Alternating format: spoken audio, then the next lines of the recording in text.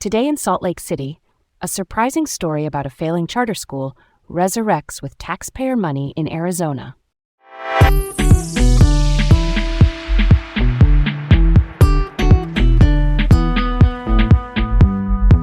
Hey there, I'm Leah, bringing you today's headlines.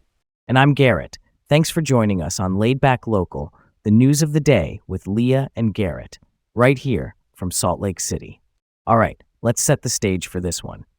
So we've got Title of Liberty Academy making waves after sinking as Arches Academy in Mesa, Arizona. Right? Initially opened as Archies, this place had its charter revoked in 2024 due to financial and academic failings.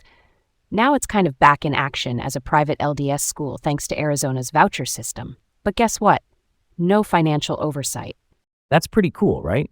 I mean, transitioning from a failing charter school to operating as a private one.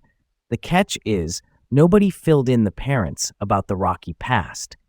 And they hit another snag with funding and enrollment issues pretty fast.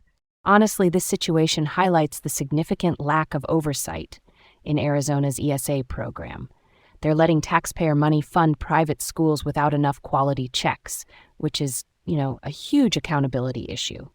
And get this, right after their charter was revoked, they immediately set up as a private voucher-funded school.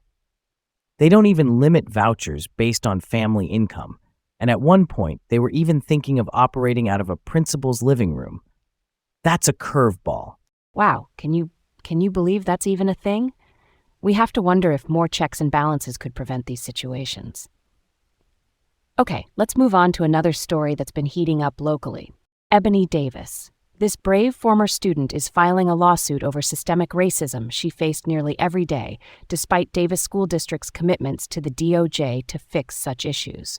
That's right, Leah. She faced racial harassment from her basketball coach at Layton High School. Remember, the district had already settled a DOJ investigation back in 2021, but it looks like they haven't fully turned the corner yet. And it's more than just an isolated case. Despite efforts to improve, Ebony's experience tells a bigger story of unmet promises and the lack of actual support, which led to significant impacts on her well-being and sports dreams. These systemic issues, despite past settlements, are alarming. It really makes you question how much progress the district has made in reducing discrimination and whether more needs to be done. Let's keep this going. Turning to higher education now, University of Utah is preparing for some serious belt-tightening with potential budget cuts up to 25%. Wow, real talk. That's definitely going to affect student services, especially areas like mental health support and disability accommodations, which are so crucial. The legislative scrutiny here is really intense. Yeah, and these cuts are happening even as the school proposes new programs, like that medical humanities degree. It seems like everyone's feeling the stress of what's coming down the pipeline, and departments need to get those response plans ready by March. Totally. While it's crucial to manage budget pressures, I really hope they don't compromise student support, like you said. Let's switch it up now and look at something affecting the environment. St. George is facing severe drought conditions again, sparking concerns over water supply. Apparently, both the snowpack and rainfall are way low. Yeah, that's a tough one. Reservoir levels have dropped too.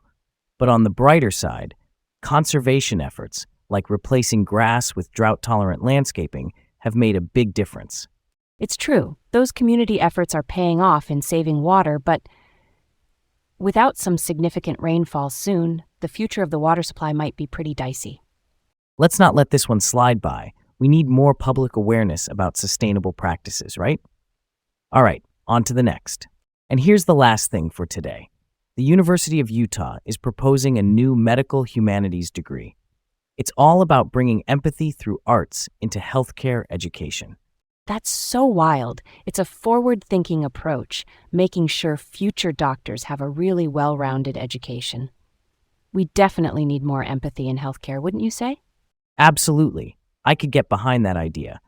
Although budget cuts are a real threat, the push to include arts and humanities is, quite encouraging. Here's hoping they find a way to make it work. And that's a wrap for this one.